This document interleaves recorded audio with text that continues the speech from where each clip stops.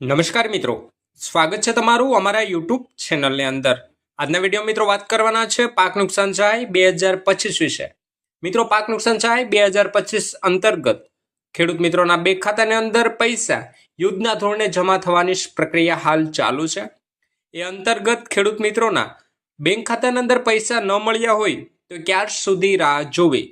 ખેડૂત મિત્રોની ઘણી બધી કોમેન્ટો આવે છે કે અમારા બેંક ખાતાની અંદર પૈસા હજુ સુધી આવ્યા નથી, તો ખેડૂત મિત્રોએ ક્યાર સુધી રાહ જોવી? તેમજ મિત્રો, પૈસા ન મળ્યા હોય તો ખેડૂત મિત્રોએ કોનો સંપર્ક કરવો? વિગતવાર માહિતી આજના વિડીયોમાં આપણે જાણવાના છે કે ખેડૂત મિત્રોએ ક્યાર સુધી રાહ જોવાની રહેશે, તેમજ ખેડૂત મિત્રોના બેંક ખાતાની અંદર પૈસા ન જમા થયા હોય તો પછી કોનો કોન્ટેક્ટ કરવો, કોનો સંપર્ક કરવો? વિગતવાર માહિતી આજના વિડીયોમાં મિત્રો આપણે જાણીશું, જોશું અને સમજીશું। તો મિત્રો, ગુજરાતના તમામ ખેડૂત ભાઈઓ વિડીયોના ખાસ છેલ્લે સુધી બન્યા રહેજો અને મિત્રો ચેનલ પર પણ નવા આવ્યા હોય તો વિડીયોને લાઈક કરી દેજો અને ચેનલને સબસ્ક્રાઇબ કરવાનું પણ ના ચૂકશો। તો મિત્રો, પાક નુકસાન સહાય 2025 અંતર્ગત ખેડૂતોના બેંક ખાતાની અંદર પૈસા જમા કરવા માટે સૌપ્રથમ તો આધાર સીડિંગ હોવું અનિવાર્ય રહેશે। આધાર સીડિંગ એટલે શું? તો કે મિત્રો, બેંક ખાતાની અંદર આધાર કાર્ડને લિંક કરવાની પ્રોસેસને આધાર સીડિંગ કહેવામાં આવે છે, જેમાં બે ઓપ્શન રહેલા હોય છે, એક તો એક્ટિવ અને મિત્રો બીજું ઇનએક્ટિવ। એક્ટિવ હોય તો તમારે કોઈ પણ જાતનો પ્રોબ્લેમ નથી, તમારું બેંક એકાઉન્ટની અંદર તમારો આધાર સીડિંગ ઓકે છે, પરંતુ ઇનએક્ટિવ હોય તો તમારા બેંક ખાતાની અંદર તમારે આધાર સીડિંગ કરાવવાનું રહેશે। કારણ કે મિત્રો, આધાર સીડિંગ પ્રક્રિયા એ ખૂબ જ અગત્યની છે પાક નુકસાન સહાય 2025 નો લાભ મેળવવા માટે। કારણ કે આધાર કાર્ડ થ્રુ જ બેંક ખાતાના અંદર ખેડૂત મિત્રોના બેંક ખાતાના અંદર સરકાર દ્વારા પૈસા જમા કરવામાં આવી રહ્યા છે, એ મુજબ તમારે આધાર સીડિંગ હોવું ખૂબ જ જરૂરી છે, ખૂબ જ અનિવાર્ય છે। હવે મિત્રો, ખેડૂતોના મનમાં પ્રશ્ન એ ઉત્પન્ન થાય છે કે ખેડૂત મિત્રોએ ક્યાર સુધી રાહ જોવાની રહેશે?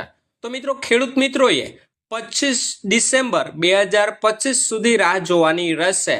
એટલે કે મિત્રો 25/12/2025 સુધી રાહ જોવાની રહેશે, ત્યાર પછી તમારે કોઈ પણ પગલાં લેવાના રહેશે। હવે પગલાં લેવા માટે કોનો સંપર્ક કરવો, કોનો કોન્ટેક્ટ કરવો? તો મિત્રો, અહીંયા જે આપની ડિસ્પ્લે સામે દેખાય છે એ તમામ જિલ્લાઓના ખેતીવાડી અધિકારીશ્રીના કોન્ટેક્ટ નંબર રહેલા છે, એમની ઓફિસના નંબર રહેલા છે, જેમાં ગુજરાત રાજ્યના તમામ જિલ્લાઓનો સમાવેશ થાય છે।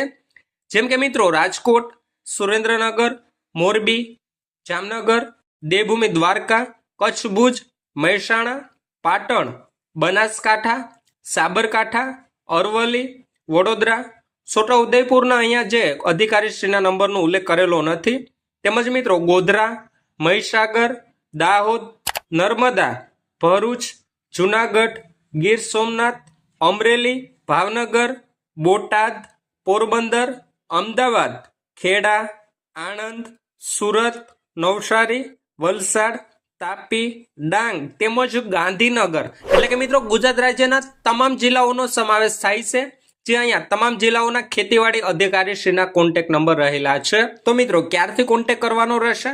તો મિત્રો, ખેડૂત મિત્રોએ જો 25/12/2025 સુધીમાં એમને ભરપાઈ પૂર્ણ કરવામાં ન આવે, એટલે કે મિત્રો પાક નુકસાન સહાયના પૈસા ખાતામાં જમા ન થાય, તો અહીંયા જે અધિકારીશ્રીના નંબર છે, ખેતીવાડી અધિકારીશ્રીના કોન્ટેક્ટ કરવાના રહેશે। જે તમારે જિલ્લો લાગુ પડતો હોય એ મુજબના અહીંયા કોન્ટેક્ટ નંબર લખેલા છે, એ મુજબ તમારે કોન્ટેક્ટ કરી દેવાનો રહેશે।